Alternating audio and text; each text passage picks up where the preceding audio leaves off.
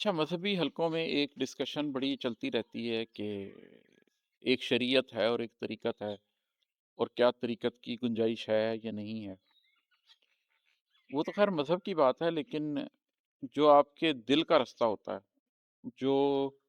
وفا کا رستہ ہوتا ہے، اس کا بھی ایک طریقہ ہے، اس کی بھی ایک طریقت ہے، اور اہل وفا اس طریق پر ہی چلتے ہیں۔ تو میں یہ جو بھی آپ کو نظم سنانے لگا ہوں، اس کا عنوان ہے طریقت اہل وفا۔ اہل وفا کی طریقت کیا ہے؟ یہ میں آپ کو سناتا ہوں۔ یہ ہے کہ ضبط غم میری نہ عادت ہے نہ مجبوری ہے، ضبط غم میری نہ عادت ہے نہ مجبوری ہے، یہ طریقہ ہے طریقت ہے وفا والوں کی، درد کو سینچتے رہنا کہ وہ تحریک بنے، درد کو سینچتے رہنا کہ وہ تحریک بنے، سوچ کے نور کی جذبات کے اظہار کی، اور لفظ کو آنچ پہ رکھنا کہ وہ تریاک بنے، درد کو سینچتے رہنا کہ وہ تحریک بنے، سوچ کے نور کی جذبات کے اظہار کی، اور لفظ کو آنچ پہ رکھنا کہ وہ تریاک بنے، غم کی لو بڑھتی ہے تو سوچ جواں ہوتی ہے،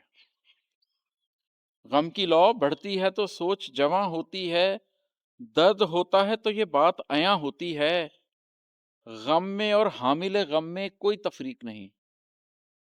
غم میں اور حامل غم میں کوئی تفریق نہیں، سوچ اور دل کی جدائی بھی ذرا ٹھیک نہیں، لفظ بھی صرف سہارا ہے بتانے کے لیے، ورنہ اندر کی گواہی کے یہ نزدیک نہیں،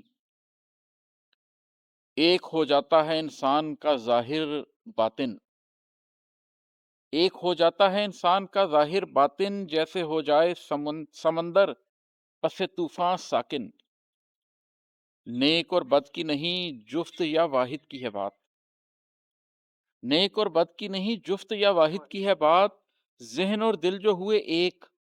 تو کٹ جاتی ہے رات، ایک ہو جاتا ہے انسان تو سمجھ جاتا ہے، درد دل کھول کے رکھنے کے لیے ہوتا تو لوگ اس کی بھی نمائش سے منافع لیتے، ایک ہو جاتا ہے انسان تو سمجھ جاتا ہے، درد دل کھول کے رکھنے کے لیے ہوتا تو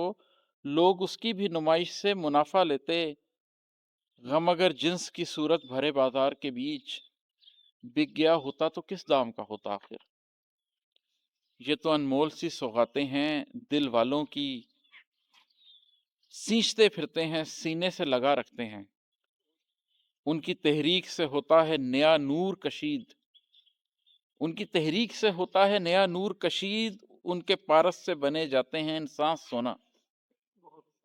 درد والوں سے کبھی پوچھو تو بتلائیں گے، ضبط غم ان کی نہ عادت ہے نہ مجبوری ہے، یہ طریقہ ہے